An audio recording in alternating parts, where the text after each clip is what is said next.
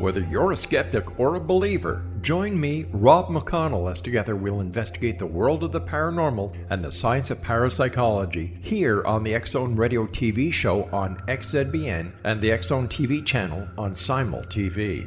Since 1990, the X-Zone Radio TV show has been the place where people dare to believe and dare to be heard. Together, we'll investigate UFOs, aliens, ghosts, Bigfoot, psychic phenomenon, lake monsters, conspiracy theories, government cover-ups, the truth embargo, alien abductions, ESP, haunted locations from around the world, and so much more. With over 28 years of broadcasting and more than 4,500 individual guests, the X-Zone is truly a place where fact is fiction and fiction is reality, as evidenced by the credibility, integrity, and professionalism of the guests that we bring to our international audience. If you have seen a UFO, had a close encounter, seen a ghost, Bigfoot, lake monster, or a story that you would like to share or have investigated, contact me, Rob McConnell, by sending me your email to xzone@xzoneradiotv.com, or you can call toll-free 1-800-610-7035, extension 143, and on Skype, X-Zone Radio TV. For more information on the X-Zone Radio TV show with yours truly, Rob McConnell, visit www.xzoneradiotv.com or www.xzonetvchannel.com or simultv.com and xzbn.net. Until next we meet here in the X-Zone from our broadcast center and studios in Hamilton, Ontario, Canada, always remember, X-Zone Nation, keep your eyes to the sky and your heart in the light.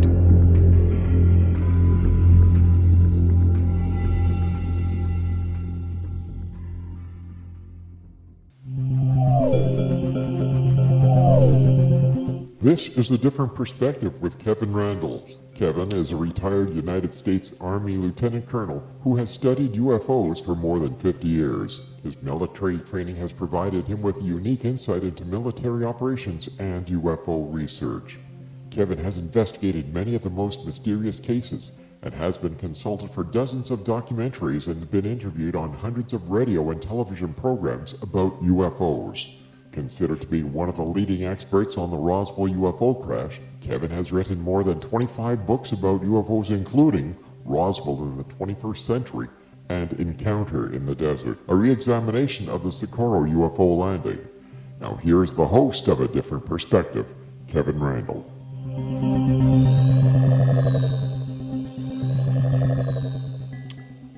And good evening. Welcome to A Different Perspective. I'm Kevin Randle. In just a minute, I'm going to be joined by Colonel Charles Halt, he of Rendlesham Forest fame. But before, I'm going to go off on another one of my copyrighted rants. I was looking for some information on the internet the other day and came across a website that mentioned my name, and that actually paired me with Philip Corso, telling us, everybody, that we'd both been in military intelligence. But then they went off and said that I had been a member of the Air Force OSI. Patently untrue. I was in Air Force intelligence, that is true. I started my career, as I've mentioned before, as a helicopter pilot in Vietnam, an aircraft commander. I went to college, took our Air Force ROTC, because as a warrant officer, we were allowed to do that. The Air Force had promised me a flying slot, but they reneged on that. And I ended up doing some reserve duty with the 442nd Tactical Airlift Wing at Richards Gebaur. At the end of that tour, I was asked by the commanding general if I wanted to join the reserve side of the house, and I could have a slot as a intelligence officer or the general's aide. Being a dummy, I picked intelligence. The better job would, of course, been the general's aide. And so I spent my time there as an intelligence officer, an air intelligence officer, and when that tour was over, I was released from the reserve, called a month later, and asked to take over as director of intelligence at the 928th Tactical Airlift Group at O'Hare, which I did. So I spent a lot of time in Air Force intelligence. But the point simply is, what I was doing there as an air intelligence officer, which meant I was looking for information, gathering information from open sources as well as classified sources about the areas our air crews would be operating in, what they could experience in those countries, if there was some kind of political turmoil that might affect the mission, if there were things at the airfield that could affect the mission. And one of the things, of course, would be the emplacement of anti-aircraft around civilian airfields, which I thought was pretty strange, but we had to talk about all those things. The point simply is I was air intelligence. I had nothing to do with Air Force OSI. I sent a letter to the host of that website and told him that was patently untrue and to remove that. That's the rant for today. Now, Charles Halt will be joining me just a moment. He is a retired United States Air Force colonel and a former base commander of RAF Bendwaters near Woodbridge, Suffolk, England. After serving in Vietnam, Japan, and Korea, he was assigned to Bentwaters as deputy commander. The Rendlesham Forest incident of late December 1980 happened shortly afterwards. After retiring from the Air Force in 1991, Halt made his first public appearance in a television documentary where he confirmed the authenticity of the event and of a letter and tape that had surfaced about those events. In June 2010, Halt issued an affidavit in which he summarized the events, concluding, "I believe the objects that I saw at close quarter were extraterrestrial in origin and that the security service of both the United States and the United Kingdom have attempted, both then and now, to suppress the significance of what occurred at Rendlesham Forest and RAF Bentwaters by the use of well-publicized methods of disinformation." His book, The Halt Perspective, was published in 2016, tells the story of his sighting in detail, as well as providing important information about other aspects of the case, and I have a copy of it sitting on my desk even as we speak. Colonel Halt, welcome to A Different Perspective. Well, thank you. My pleasure. That was a long introduction you had to sit through, and I'm sorry about that. I can handle that. Okay. I have got a couple of questions for you that goes off in bizarre directions. As I'm reading through your book, I was looking at Jim Peniston's book. I don't know if you've seen that or not. I have. And I think both of you talk about security services doing investigations into this event, and I assume that would include the Air Force OSI? Yes and no. I think the OSI at this particular case at RAF Bentwaters was used to facilitate an investigation. How does that sound? Mysterious. Okay, well, let me explain. I was going to ask you to. I don't think the OSI commander and his staff were directly involved. What they did is they facilitated debriefing, if you will. That's an interesting term, of the individuals, most of them involved. But they were not from RAF Bentwaters. They were from somewhere else. I can only speculate. I have a pretty good idea. Well, they weren't other OSI guys coming in from elsewhere then? No. They were beyond the OSI, believe me. And your speculation is, where did they come from? I would say a three-lettered agency. One of them starts with a C. Does it end with an A? Oh, you're a pretty good guesser. So you think they were CIA guys that came in? Well, see, I didn't understand or know this. I was very trusting at the time. After the incident occurred, the OSI commander was a good personal friend of mine. We socialized together. I knew him very well. And I said to him, "Do you have any interest in this?" Figuring he would, want me to tell him what all what happened and give me a debriefing, if you will. And he said, "No, we don't have anything to do with this sort of stuff." Well, then I found out years later that most of the young enlisted troops that were involved were brought into his office at request of his agency, and outside individuals from certain other agencies used, drugs and hypnosis and worked on them and probably created a lot of screen memories. So you're suggesting, let me preface this by saying that the last time Peniston, according to his book, saw Burroughs at Bentwaters, he dropped him off in front of the AFOSI building there. I don't think he dropped him off. He saw him going in. He said he drove him to the building and saw him going in. Well, maybe he did. I don't remember the details of that. I wasn't personally there. Well, yeah, and the point simply is, we know Burroughs went into the OSI building. And Burroughs says to this day he doesn't remember doing it, which fits. Yes, precisely. And And you say they were interrogated using hypnosis and drugs. Is this because you've talked to some of the people who are involved? That's because that's what I was told years later. I didn't know at the time. If I'd have known at the time, I would have probably strongly objected. It probably would have, how should I say, put a dent in my career, to say the least. Well, I understood that you didn't learn about it until years later, but the point is they were interrogated using various tools. According to them, yes. And you have any reason to doubt them? None whatsoever. In fact, because of all the what has evolved since then, the way the stories have changed and all the issues, there's no doubt in my mind that they were messed with something terrible. But you have no memory of yourself being involved in any sort of interrogation that way? Never.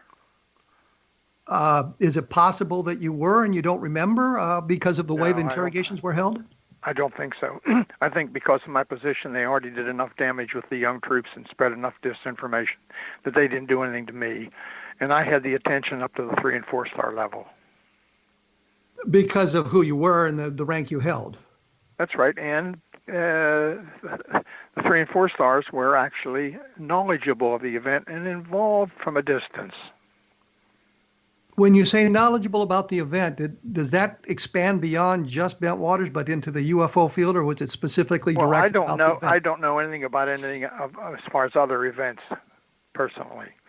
I just know that not very long after the event that the Air Force commander in Europe, the 4-star, came to Bentwaters. He was given a copy of my memo and tape, and I was never told that. I only learned this after the British found out about it, and they were very incensed at the fact that he was given the information and they weren't. Because of the status of forces agreement? I don't know why. Okay. I can only guess that. Oh, and your guess would be? My guess would be that we didn't share it with them, and I can't tell you why. I don't know why. Okay. So the upper echelon of the Air Force in Europe and obviously at the Pentagon knew what had happened at Bentwaters? Oh, certainly. But you filed no... I've been told, and I don't know this for a fact, 3 different sources have told me that were involved, that the CIA cleanup doctor, who was actually the CIA liaison on the UFOs to the White House, was present very soon after the event. So there were some important people involved in this. So there were definitely some very important people involved. And they were taking it very seriously. They took it very seriously. Okay. In fact, when my tape, I don't know if you read the whole book and know the whole scenario, but my tape was played for the 3rd Air Force commander, who was the Air Force commander in England, at a staff meeting, and he asked my boss, the then Wing Commander Gordon Williams, is Halt credible? He said yes. And he said, the staff, what do we do? And of course nobody responded. And finally, in his infinite wisdom, he said, well, it happened off the base. It's a British affair. Case closed. Now, as far as the Air Force is concerned, it wasn't a case closed, but as far as publicly and everything, it was closed. Okay, we'll come back to that. I was delighted because this is not career enhancing, believe me. Yes, we have to come back to that because I've got to take a break here. I'm talking with Colonel Charles Halt of Bentwaters fame. I'll have more information up and links to other sources at www.kevinrandle.blogspot.com and on my blog. When you get a chance to take a look at it, do so. We will be back right after this, so please stick around.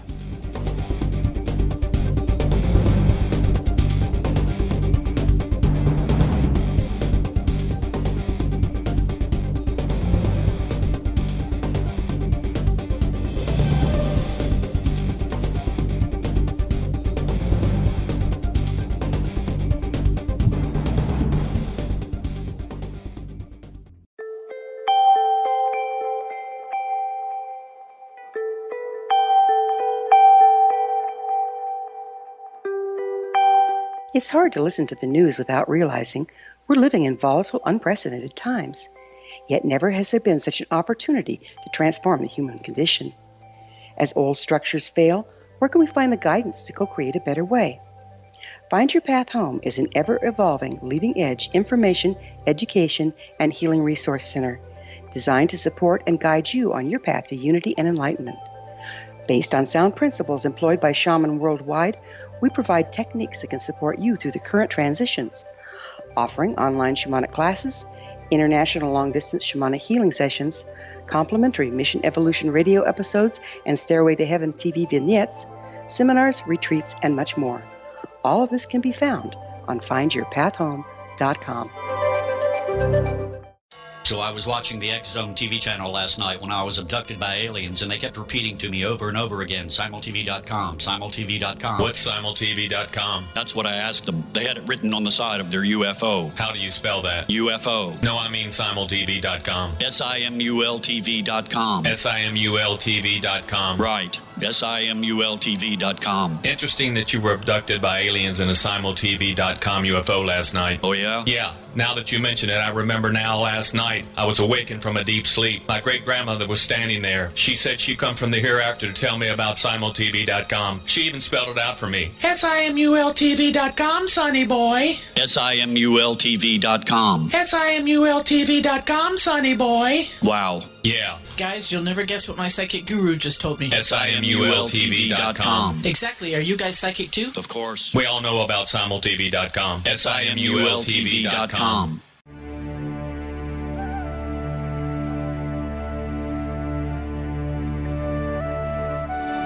Shamanic healing is the key to personal empowerment. Why? All 4 levels of our being, physical, emotional, mental, and spiritual, must be addressed for us to enjoy balanced, healthy, abundant lives. Yet there are few provisions for spiritual or energetic healing. Shamanism, found at the root of all cultures, is a very effective spiritual healing modality. To find quality shamanic healing you can trust, regardless of where you live, look no further than Find Your Path Home long-distance shamanic healing program. All Path Home long-distance healing practitioners have been trained and certified through Path Home Shamanic Art School. Change your life. Live abundantly. Schedule a long-distance shamanic healing session with Wilda Wieka or one of her quality practitioners today at findyourpathhome.com.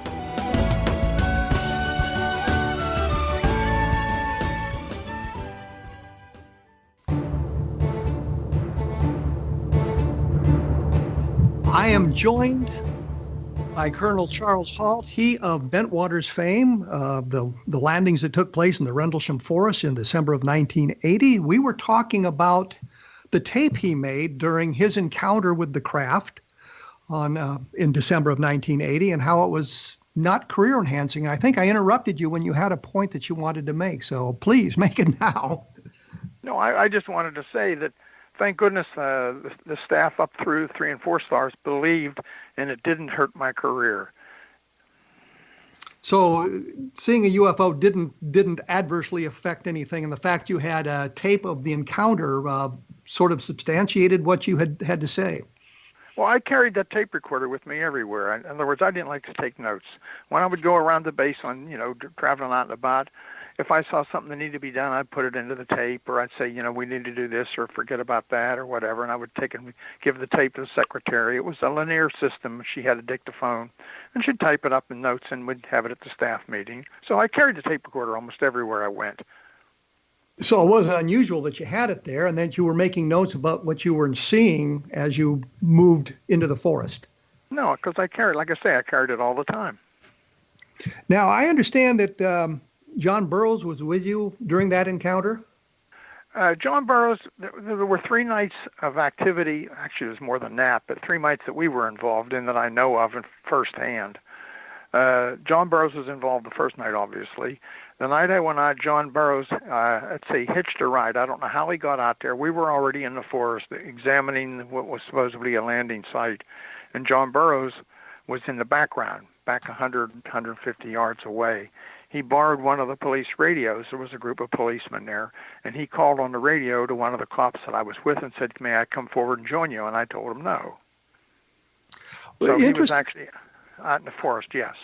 Well, this is interesting because I had a question to ask you, because Burroughs talked about having seen Peniston close to the craft, or didn't remember him walking up to touch the craft, which happened on the first night, and Peniston wasn't involved on the third night. So you're telling me Burroughs was there on the first night, which I didn't understand, and Henry was also there on the third night as well. That's correct. Okay. So he got very close to the craft on the first night. Is that your understanding? He got, I don't know how close. Let me explain. The story from them has changed significantly through the years. If you go back to the first debriefing, by the way, the debriefings that I got, the statements I got were all bogus, so to speak. They were manufactured the best way, especially Cabana Sacks. It was typed and was given to him to sign. He said, that's not what happened. His statement actually says he saw the lighthouse. He said, that wasn't the lighthouse. I know the lighthouse. The other statements, I think, were influenced by the debriefings. So the statements given, I know Peniston disagrees with the statement he signed as well, saying that it had changed significantly from what he had actually said. These debriefings, the records of these debriefings would have gone to the Air Force or gone to the CIA? Actually, I don't know who did the briefings, as I told you. I know it was agencies from outside the base. What I did, well, I didn't even know about that at the time. After my event, I called 5 or 6 of them in, the 3 that went out the first night, plus some of the backup people, and asked them to make statements so I could read them and we could try and figure out what it was. And that's what I got. Those are the statements that are in a lot of the books in different places and posted online. But was this after they were interrogated by those outsiders? Yes. But I didn't know that at the time. Understood. I was pretty naive. I believed what people told me above me. I'm very trusting. Yeah, I fall into that trap myself, so I understand it completely and totally. You know, the boss says, this isn't important. Okay, so it's not important. You know, then years later, somebody grilled you and said, why didn't you say something? Why didn't you do something? Didn't you know this? I said, but I was told it wasn't important. Yeah, I was happy when it went away for 2 years, to be honest with you. And probably would be happy if it was still gone. I was furious when my tape got released and the memo got released. In fact, I fought with 3rd Air Force, which is Air Force headquarters.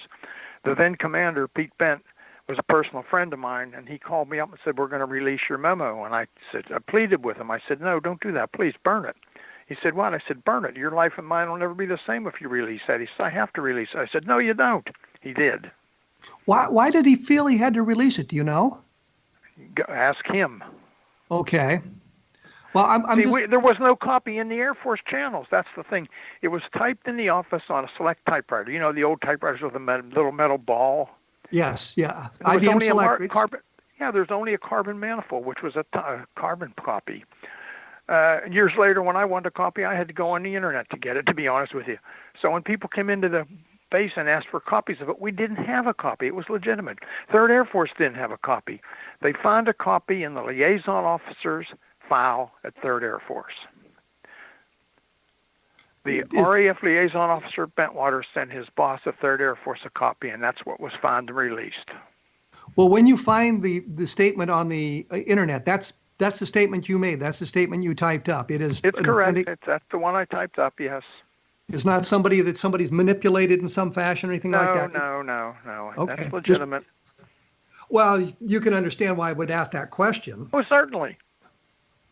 So, who do you know who made the decision to release it? Yeah, a guy by the name of Pete Bent. That was his decision. He was acting 3rd Air Force commander. Was there any inquiry about Bentwaters going on by civilian UFO researchers or anything that might have induced him to release it? Oh, yes. 2 writers in the States, Larry Fawcett and Barry Greenwood, who wrote a book called Clear Intent. We're working with the wannabe Larry Warren. We don't even want to go to Larry Warren, but anyhow. I was going to say a name we'll try to avoid. Yeah, because it's a real fraud. It's a terrible thing that happened, and real disinformation. But anyhow, he was working with them until they figured out he was a problem child and lying. And they kept coming to Bentwaters, and they finally went to 3rd Air Force, and so somebody down there got poking around, and they found it. And released it to Greenwood. They released it to Larry Fawcett and Barry Greenwood in Connecticut, and they shared it with people in the UK: Harry Harris, Brenda Butler, Jenny Randles, Dot Street, and Lord knows who all else, Mike Sachs. And suddenly it was all over the place. My life got miserable. I mean, I met BBC One, BBC Two, ITV, German TV, Japanese TV, Radio Orwell, you name it, are on my doorstep within a couple of days. I had to go into hiding. I was furious. Oh, I understand. I was wondering, was this event classified in some fashion? No, it was not unclassified. Well, people say it was top secret. Well, some of the stuff that was forwarded, about it may have been, but nothing on the base was classified, even confidential. So what I was trying to get at was, did the name we don't want to mention, he obviously got it from friends who worked in the security service with the security police there on the base. So his telling Fawcett and Greenwood about it violated no military regulation. No, he didn't know about the memo. He just knew something happened. He had talked to some of the participants, primarily one that had been out there the first night and one that was with me. And he picked up their story and elaborated on it. And, here I am, boy, I need some attention. I'm going to make some money. I'm going to be out there in the limelight, etc. And that's how the whole story got out into the public arena. That's how it got into the public arena. And then he got hooked up with Peter Robbins, and they wrote the book Left at the East Gate, which is a big bunch of nonsense. And it took Peter years and years and years to realize, and he finally figured it all out. And he repudiated the book, and I guess has been pulled by the publisher. Oh, yes. So there was some good that came even out worse than that, Larry Warren is now working with a bunch of frauds in Europe and England, and they're making a movie. Yes, now, I know. If they call it, fiction, that's fine. But to say it's fact is, well, what can I say? Well, when they're making a movie, they'll say based on fact, and, the fact is something happened, and then we run with it from that point. Yeah, well, whatever. Well, understandably, you're not happy about that. No. That's the only reason I wrote the book. The book was not written to be a bestseller. I don't sell the book. I don't go to places and, and set up a table and sign books. The book was written only so there was a good document out there for researchers and serious people that were interested. That's the only reason. And I'm delighted to have a copy of the book because it is a massive thing with an awful lot of information in it. Called. Well, we're not going to republish it. Although John, my co-author, wants to put a supplement out because there's a whole lot more information that's come out since then. But you're not inclined to do that. Well, I may work with them. I don't know. We'll see how that goes. Okay.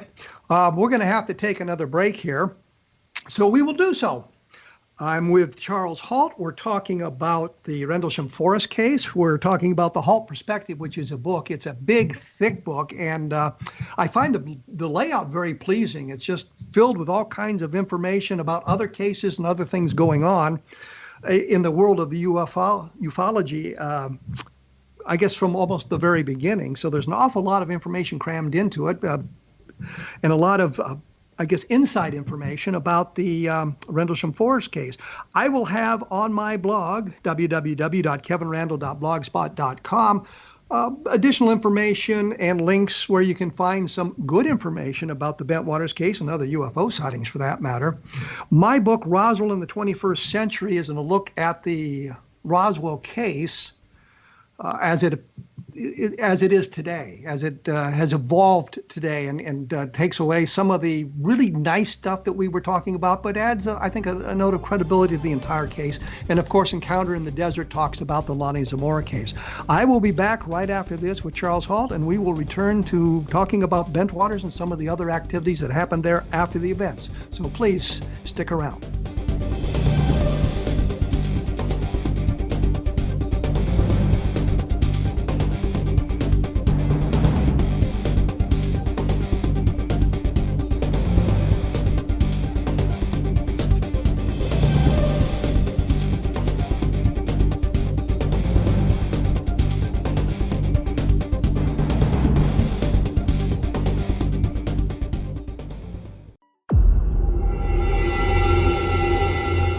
Whether you're a skeptic or a believer, join me, Rob McConnell, as together we'll investigate the world of the paranormal and the science of parapsychology here on the X-Zone Radio TV show on XZBN and the X-Zone TV channel on Simul TV.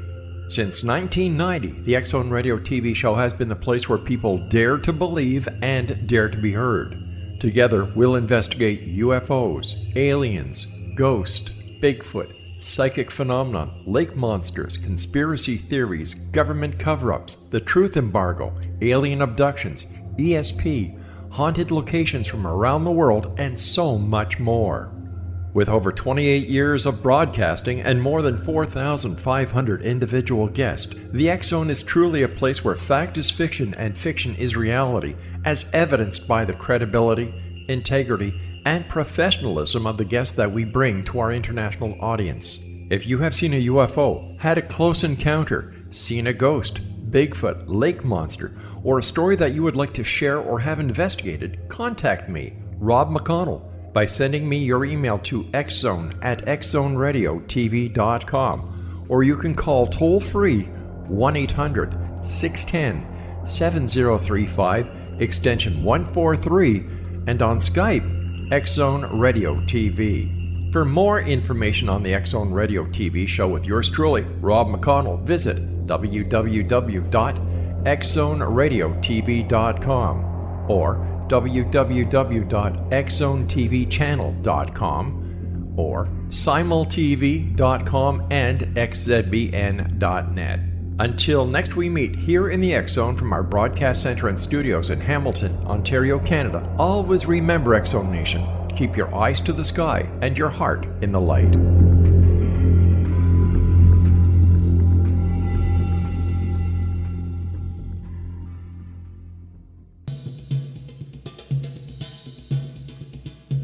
I am back with Charles Halt. We're talking Rendlesham Forest.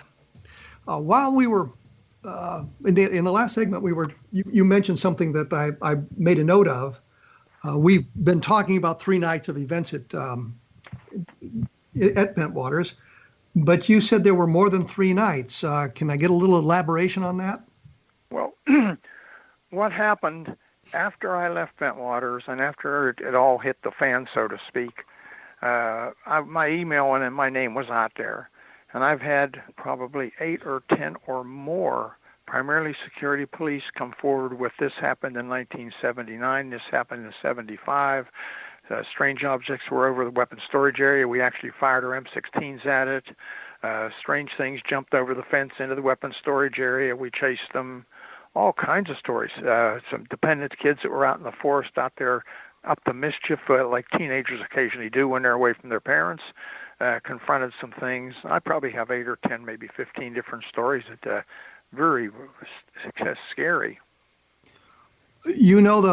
Obviously you know the people who sent the emails? I know some of them, but I've been able to validate some of them that they were definitely there. Well, that was kind of the question. They were there, but you don't know the people personally. Would that be correct? I know 2 of them personally, 2 of the teenagers. And I also, on the following fall, that happened. The event happened in December 26, 27, 28. The following fall in November, where the British have what they call Guy Fawkes Night. It's a celebration where they set off fireworks and whatnot. Guy Fawkes Night in 1981, the 2 police patrols at RAF Woodbridge actually saw a cigar-shaped object come in, float silently over the base, huge, maybe 150 or 200 feet long. They rendezvoused at the base of the air traffic control tower, which was closed because we weren't flying, and watched it, and it left. They didn't tell anybody till they got ready to leave the base, and I knew both of them, and they were credible. They said, we never told anybody because of all the, the hubbub whenever you got involved. So there's a lot of incidents. It's a strange place. Are you planning to, if you update the book, are you planning to include any of this information in it? I'll probably put some of that in there. But more than that, information that's come to clarify a lot of the things that happened and a lot of the people and what they've said, and a lot of the stories that have changed, and it's very interesting. Now, I read in the introduction your statement, and you said you believe this to be extraterrestrial in origin. You still believe that? I do.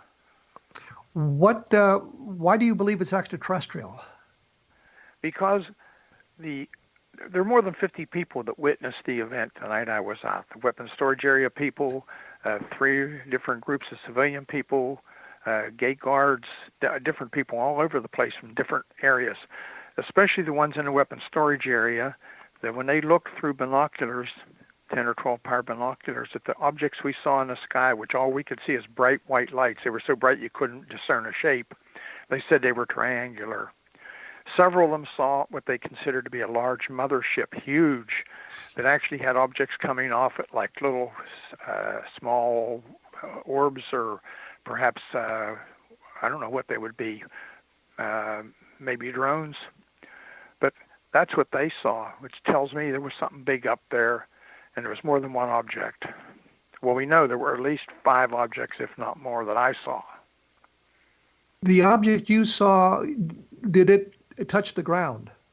No. We actually saw several things. We saw first the glowing orange-red object, which was in the field in front of us, which was actually dripping or sending off sparks, or that's the best way I can describe it. Never touched the ground. It was about anywhere from 5 to 10 feet off the ground. It moved horizontally. It came toward us into the forest. It moved through the trees, avoiding the trees. It was no longer shedding particles in, by the way. We tried to approach it. It went back out into the field. And as we got up to the fence line to get close, it silently exploded into white objects like fireworks and disappeared. How close did you get to? Then we saw the objects in the sky to the north and 2 glowing bright white ones to the south, one of which came overhead and sent down a beam. And how close did you get to the object? In the sky? I would say you said you... Oh, the glowing red object? Yeah, that was close to the ground. When we got onto the field, we were probably, my guess is about 150, 200 feet away from it. So you got a good look at it behind the light? Yeah, but it was just a glowing object with a dark center. Okay. It was between us and the farmhouse, and we were at the edge of the field, and the field is probably, my guess is 200 or 300 yards across. It was in the middle of the field, or approximately. So there was a lot of activity going on around Bentwaters for a number of years. Was there any? Do you know of any addition? Please go ahead. Just to the north of the base is Sizewell B, which is a big nuclear power plant. And people up there have told me they have as many as 30 sightings a month of unusual objects in the sky. And do we have photographs? Do we have any kind of? I don't have any photographs. Well, I understand, but are there photographs available at the site? I don't know. I don't know. Well, this has expanded completely beyond where I thought we were going to go here, so I'm a little flummoxed. Well, there's some other interesting things. RAF Bendwaters to the south is where we had the big experimental radar sites during the Second World War, huge towers. You're probably not aware of that. Orford Ness, where the lighthouse is where the British worked on all kinds of nuclear stuff, including their nuclear triggers, and did all sorts of very exotic, highly classified stuff. Just to the north of the base is a small village. Butley Village is the home of British witchcraft. Now, does any of this all fit together? Who knows? It's an interesting area. When you talk about that, it kind of strikes me that we got sort of the same situation in Roswell, because in '47 it was the home of the only atomic strike force in the world. You've got the White Sands missile range launching missiles into the sky, which is 100 miles away. You have the Trinity site where they detonated the atomic bomb, and the atomic research going on just north of Santa Fe at Alamogordo, or not Alamogordo, but just north of Santa Fe. So it's an area that you would think if you were an alien race coming down to take a look at Earth, these things would interest you. And you seem to be suggesting something of this similar nature there at Bentwaters. Have you ever read the book UFOs and Nukes? Yes, I know Robert Hastings very, very well. Well, Robert's a good personal friend of mine. In fact, I wrote the chapter in the book for him, one chapter. And I provided the information about the Roswell case for him. So. Oh, good. So yes, I knew Robert. I've known Robert for many, many years. So yes, I've read the book, but and the premise is I guess the investigation by the alien creatures of our various war capabilities seen around missile sites and that sort of thing. Let me take a little bit of a different direction here. I think you mentioned in your book that there had been radar tapes of some of these objects, and those were seized by someone? Actually, there's 3 different radar systems there. There's on the base, the air traffic control tower, which has the radar system, obviously, but it's primarily air traffic control. They actually picked up the object on the scope twice going across the scope. If you've read the book, you'll know that. And they physically saw the object, glowing orange, reddish object that went into the forest.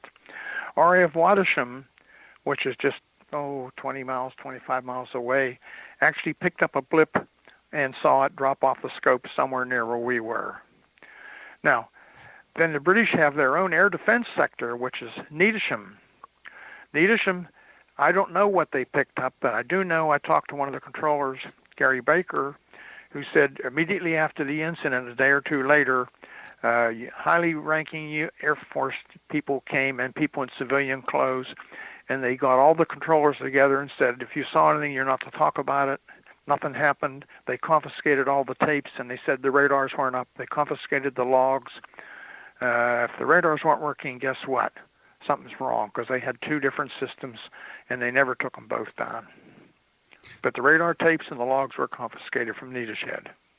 But there were no tapes at Bentwaters? Bentwaters didn't do tapes in the control tower, no. Okay. They're strictly air traffic control. So... but the controllers have come online, and both of them said, yes. We didn't talk about it because some of our compadres in years before, when they said reported UFOs, they got decertified. So said, we didn't talk about it till we retired. Didn't you mention, or did someone mention that the security police logs had been changed or altered or disappeared? Disappeared.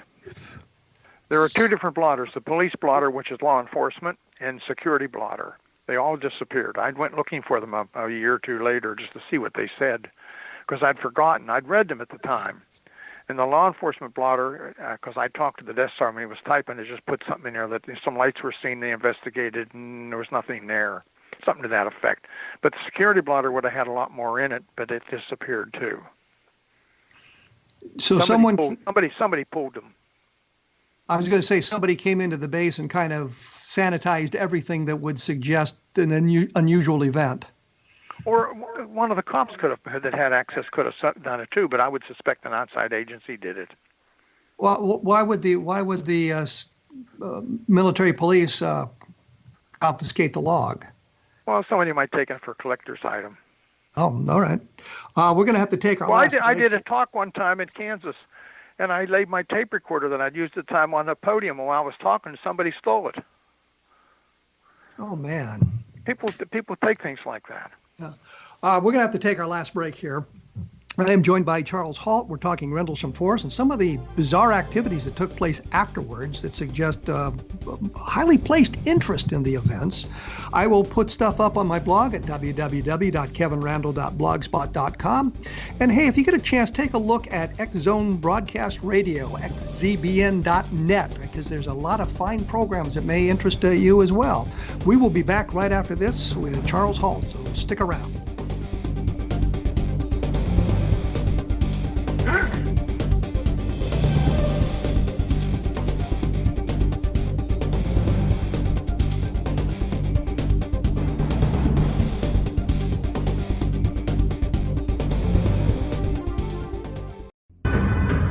If you are looking for a safe, zero-calorie natural option to the harmful artificial sweeteners on the market today, Just Like Sugar is what you're looking for. Just Like Sugar is a wonderful natural alternative for those health-conscious people who choose a calorie-restricted diet with a great, pure, sweet flavor that tastes just like sugar. Just Like Sugar is a great natural option for people suffering from diabetes and may be useful in restricted diet programs where standard sugars are not allowed and does not cause a laxative effect of some other sweeteners. Just Like Sugar comprises a perfect blend of chicory root fiber, natural calcium, natural vitamin C, and Just Like Sugar's sweetness comes from the natural flavors from the peel of the orange. Just Like Sugar is a natural alternative to harmful artificial sweeteners and will change the way that you believe all natural sweetener products taste. Just Like Sugar is available at your local Whole Foods markets, Wild Oats markets, Henry's, Sun Harvest, and many other fine natural food stores in the U.S., Canada, and worldwide. They are here, and they've been here for thousands of years, making their presence known in the shadows. They might be seen by a lonely motorist on a deserted road late at night, or by a frightened and confused husband in the bedroom he is sharing with his wife. But who are they? What do they want? Why are they here? Perhaps most concerning, has the government been aware of their presence all along? The new book by L.A. Marzulli, UFO Disclosure, the 70-year cover-up exposed, delves into the world of UFOs. Can full disclosure be soon? Order now and receive a free hour and 37-minute DVD on the UFO phenomenon. UFOs are real. Get both the book and the DVD, a $40 value, for only $19.99. To order your book and DVD today, go to lamarzulli.net. That's LAMARZULLI.net. You have heard of the X Zone? Now watch it on Simul TV, plus 500 video games, live TV channels, free video on demand, worldwide, and more. Does this sound like tomorrow's television? Well, it is, but you can have it today, right now. It is Simul TV. Simul TV offers what the others only wish they could provide. 15 exclusive channels like X-Zone, Sci-Fi, and Horror. We are worldwide. No other provider offers that. 500 built-in video games. No need to have an extra expensive system. We have them included. Free video on demand. Live streaming events from around the world. Interactive online network, and much more. Tomorrow's TV today. Simul TV. Sound too good to be true? Well, it's not. You can have Simul TV today. Sign up at simultv.com. Do it today.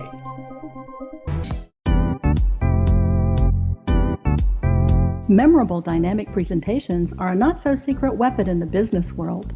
Do you have a powerful message that must be shared, but you haven't found a way to deliver that message? Do you want to be known as a top public speaker who gets amazing results? Are you ready to create and deliver your powerful message? Thomas Hides can help you create and deliver your speech to get the results you desire. Visit iconquality.com. Did you expect your business to flourish, but instead it plateaued or didn't get off the ground yet? Would you like to achieve massive goals and discover new sources of income within your business? When you're ready to experience that type of success with fast results, Cindy Hendricks is the business coach for you. Her work with entrepreneurs and business owners has been life-changing. To get you and your business where you want to be, go to imaginemoresuccess.com. Has the fear of public speaking stalled your business or personal life? What would you give to develop and maintain supreme confidence? Have an invaluable private program to always perform at your best. Imagine how you would feel. You can have all that and so much more today with Thomas Hides' life-changing course called Number One Fear Unleashed. Visit numberonefear.com and be liberated from your fear of public speaking.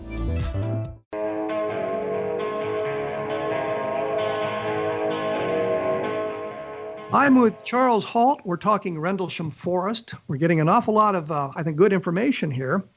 And before we have to wrap this thing up in a few minutes, let me ask you, you're aware of Jim Penniston's notebooks with the bizarre binary code in it? I'm very familiar with them. Do we have an opinion on those? Yes, I have some real problems. And can you elaborate a little bit on that? I know that you and Jim are acquaintances, maybe pals, and don't want to say anything bad about him, but any insight? Well, I have concern as to when the entries were made and how they were made and some things of that nature. Well, I know Penniston and Burroughs have undergone hypnotic regression sessions after they've left the military. Do you think that might have had an influence on some of the way they've remembered the events? Possibly, but I suspect the primary problem is what happened in the forest and what happened thereafter in their immediate debriefing or interrogation, whatever you want to call it. None of them were ever the same again. Jim Penniston was being groomed for senior positions and, immediate promotions and so on. It never happened.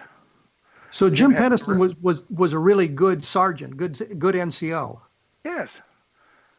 He was the guy they put in the command post and trusted, to be a liaison with the senior officers, and he did very well.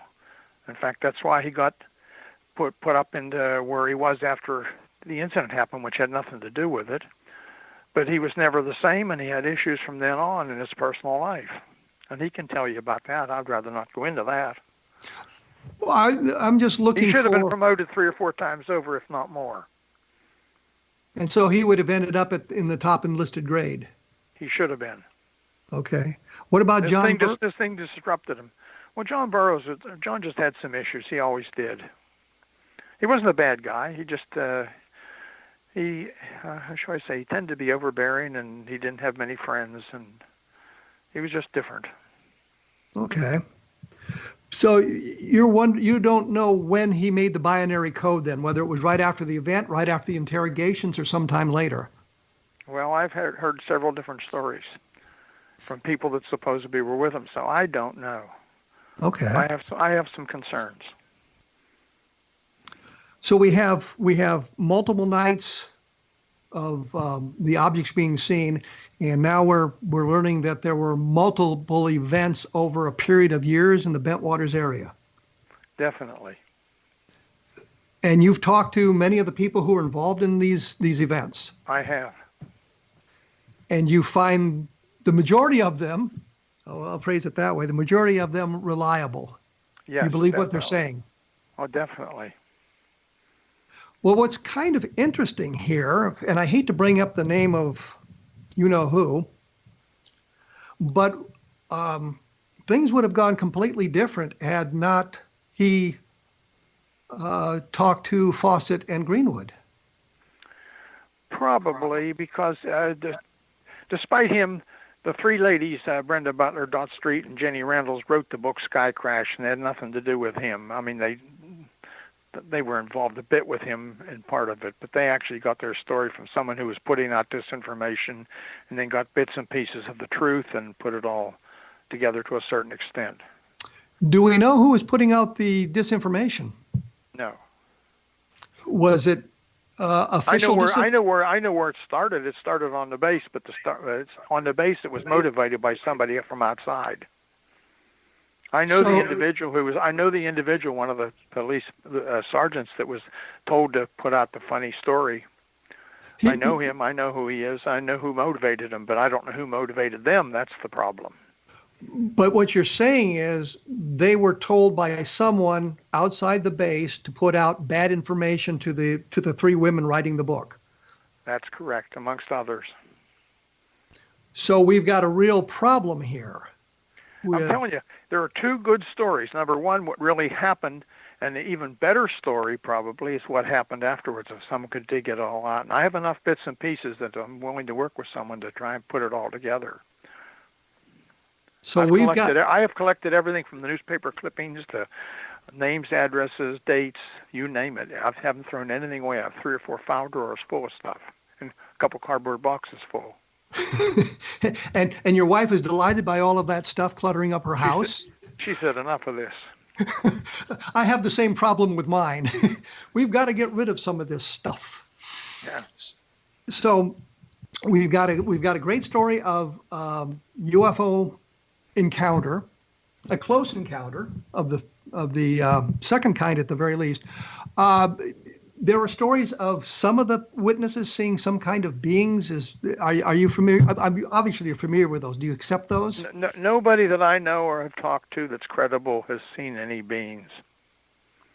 It didn't. Well, Beth Penniston said he went up and he actually touched the craft at some point. Is that the story that came out later? Well, the original stories, they never got within 50 feet. Then the next story was that John Burroughs tried to touch it and it moved away. Then the stories have changed. That's why I say they've been messed with, and I'm not sure any of them really know what happened. Well, remember exactly what happened, I guess, would be a proper way of saying it.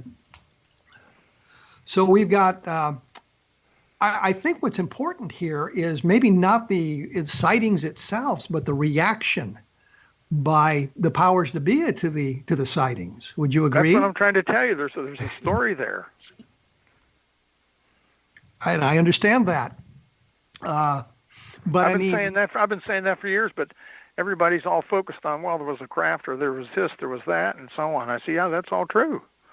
As far as I know for sure what happened the third night. The first night, I'm not really sure. Well, there was a second night, and the lieutenant who was involved was completely and totally freaked out by it.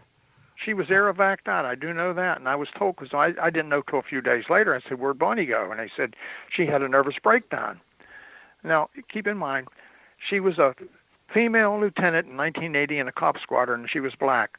And the guys resented her, I can tell you. And I kind of, how shall I say, looked out for her as best I could. Whenever somebody said something, I said, "She's your boss. You better listen." But so I figured the guys just got to her. But something happened to her in the forest. I don't know what. That would be my, but it was something a lot. She was overheard on the radio screaming for help. So the implication would be that she interacted with the thing in some fashion that freaked her out? I've located her finally, and I'm not going to tell you where she is, and I sent her a real long letter explaining I would support her. She can just, if she would just tell me personally or however she wanted to handle it, and she hasn't responded. How long ago did you? Oh, about 6 months ago.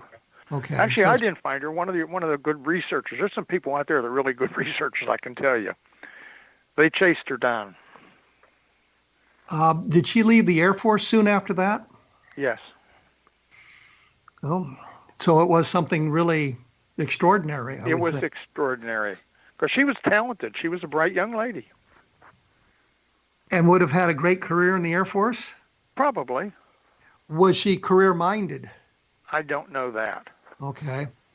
Well, some people are in the military for a short period of time and then they move on to other activities. I mean, even guys. That's what I was going to do. I never intended to stay. Yeah. Well, that was how I ended up in Vietnam. I was just going to. Well, don't tell me about Vietnam. I was there twice. Never mind. Well, I was going to say. I only went in the Air Force to beat the draft. To be honest with you. And despite what Jim's book says, I went in there to find out about UFOs. That's nonsense. Yeah, and I joined the Army to beat the draft as well, and I was told that high school graduates could learn to fly helicopters. I thought that was a good deal. So that was how I ended up there. So I think we have a little bit in common there. We're going to have to wrap this up, I'm afraid. It's absolutely fascinating.